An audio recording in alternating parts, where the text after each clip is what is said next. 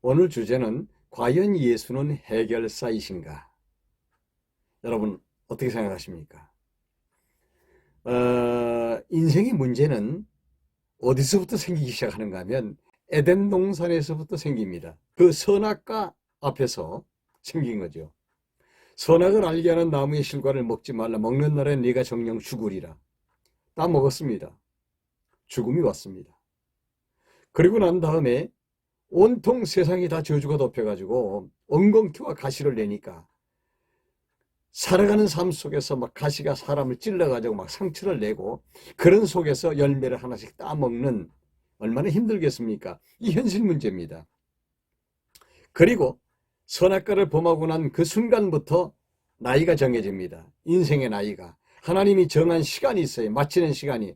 그러면 하나님 앞에 맞춰지는 그 시간 이후에 삶에 대해서, 다시 말씀드리면 영생의 문제, 미래의 영생의 문제는 어떻게 할 수가 있겠습니까?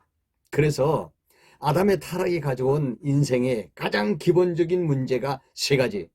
하나는 뭐냐? 죄 문제. 하나는 뭐냐? 현실 문제. 또 하나는 뭐냐? 이제 미래의 문제. 그래서 과거와 현재와 미래의 문제가 에덴 동산 선악을 알게 하는 나무 밑에서 생겼다는 것입니다. 아담도 하와도 거기 사탄도 함께 있었죠. 이렇게 해서 만들어낸 작품이 바로 인생의 문제거든요. 그러면 우리 인생에 있어서는요, 해결사가 반드시 필요합니다. 그래서 구약에서 그 해결사를 약속을 했어요. 하나님께서. 그래서 약속을 하시고 그 해결사가 온다.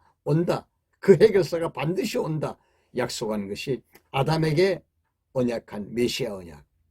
그리고 아브라함과 그리고 이삭과 야곱으로 이어지면서 모세와 다윗에게 언약한 것이 해결사이신 예수가 오신다는 언약 아니겠습니까, 여러분?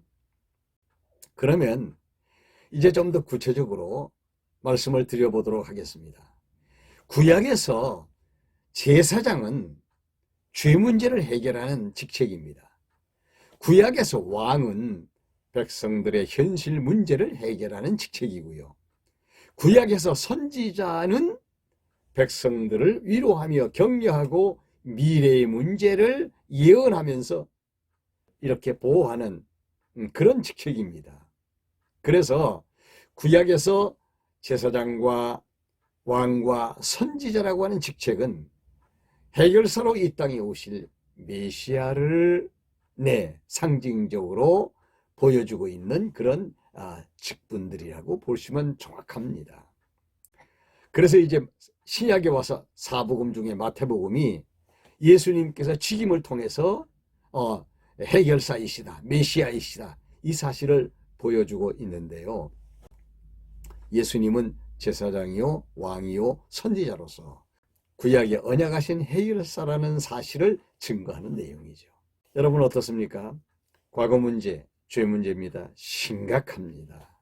과거의 죄 문제 어떻게 해결합니까? 그걸 해결하기 위해서 어떤 사람들은 수행을 하고 노력을 하지만은 인생의 죄 문제는 하나님과의 관계이기 때문에 자기 스스로는 절대 해결할 수 없습니다. 하나님이 보내신 해결사 예수 그리스도를 통해서만 가능합니다. 우리 주님이 어떤 분이십니까? 보라, 세상 죄를 지고 가는 하나님의 어린 양이로다. 구약을 말하는 거거든요. 구약의 하나님의 어린 양이 이 땅에 오셨다는 겁니다. 그래서 그분이 십자가를 지고 골고다로 올라가셔서 못 박혀 피 흘려 죽으셨습니다. 이게 뭡니까? 이것이 바로 우리의 과거의 죄 문제, 이런 문제를 해결하시기 위한 해결사로서의 예수님의 사역이셨습니다. 그렇다면 예수님의 죽음이 우리에게 어떤 영향을 주느냐? 바울 사도가 이런 말씀을 하셨어요. 로마서 8장에 그런즉 그리스도 예수 안에 있는 자들은 결코 정죄함이 없나니 죄와 사망의 범에서 그들을 해방시켰다. 이제는 생명의 성령의 법이 그들을 지배한다. 이렇게 말씀하시는 내용이 나옵니다. 과거의 죄도 현재의 죄도 미래에 지을 죄까지도 예수께서 어떻게 다 십자가의 구속을 통해서 다 해결해 버리셨다. 이렇게 말씀하시고 있는 내용이죠. 그래서 그리스도인들은요, 예수 안에서 행복자들입니다. 죄 문제에 대해서는 걱정을 할 필요가 없는 사람들이죠. 아, 그러면 죄를 지어도 되는구나.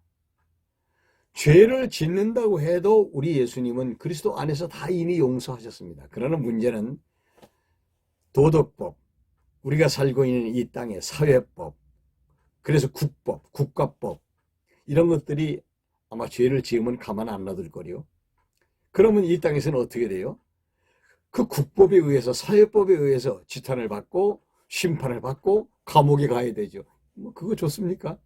그러나 그럴 망정 그리스도 안에서는 정죄가 없습니다. 놀랍죠? 그 다음에 현실 문제. 이 현실 문제는 예수님이 왕으로 이 땅에 오셨습니다. 그래서 왕이신 예수님께서 이거 해결해 주십니다. 이 구약 시대에 이스라엘 백성들을 인도하실 때 우리 하나님이 왕이셨지 않습니까? 그분이 메추라기와 만나를 내려서 먹게 해주시고 낮에는 구름 기둥으로 뜨거운 폭양을 가려주시고 밤에는 불기둥으로 그들을 따뜻하게 호위해 주시는, 보호해 주시는 우리 하나님은 왕으로서 백성들을 보호하시는 분이셨죠. 백성들의 현재에 있어서의 현실 문제를 우리 하나님이 다 해결하셨다는 이야기입니다. 우리 예수님이 말씀하십니다. 너희는 무엇을 먹을까 무엇을 마실까 염려하지 말라. 공중에 나는 새를 보라. 들에 핀 백합화를 보라. 저들이 무슨 기물 매느냐 무슨 길쌈을 하느냐. 그래도 하나님이 좋은 것으로 먹이시고 좋은 것으로 입히시는데 하물며 너희일까 보냐. 너희는 공중에 날아가는 저 새보다도 귀하고 들에 핀 백합화보다도 귀한데 하나님께서 너희들을 먹이고 입히지 않겠느냐. 얼마나 든든한 말씀입니까? 우리 예수님께서 왕이십니다. 염려하지 말라 걱정하지 말라. 내가 세상을 이기었노라. 적은 무리들아 두려워하지 말라. 여러분 우리를 얼마나 예수님께서 안심시키고 계십니까? 그분은 왕이십니다. 세상에 계시면서 그분이 말씀으로 명령하여서 안 되는 것이 없었습니다. 예, 절대 주권을 가지신 그분이 우리들의 왕이십니다. 지금도 우리에게는 현실 문제가 얼마나 답답합니까?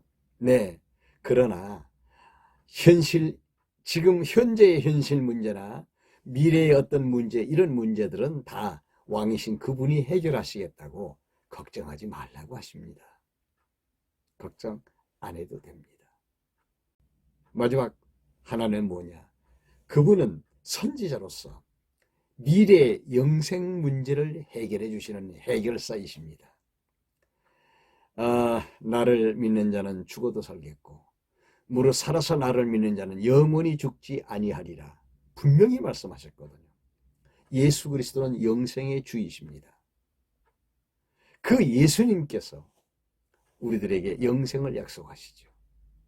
주 예수를 믿으라. 그리하면 너와 네 집이 구원을 얻을 뿐 아니라 하나님이 세상을 이처럼 사랑하사 독생자를 주셨으니 이는 저를 믿는 자마다 멸망하지 않고 영생을 얻게 하려 하심이라. 영생입니다. 마지막은 영생입니다. 우리 인생의 문제, 세 가지 특별한 문제, 기본적이고 근본적인 문제, 이 세 가지의 문제.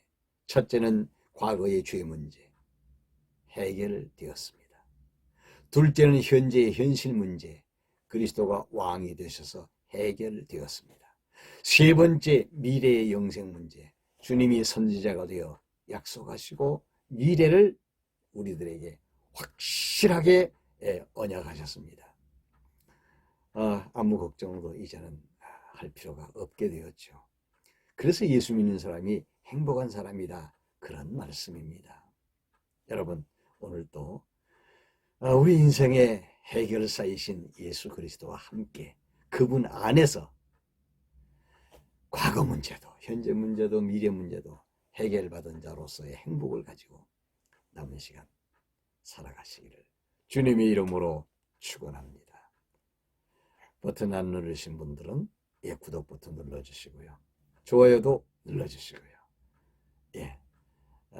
잠깐 한 10분 정도 만나는 시간이지만 여러분들 기다렸다가 저와 함께 좋은 시간 보내실 수 있기를 바랍니다. 감사합니다.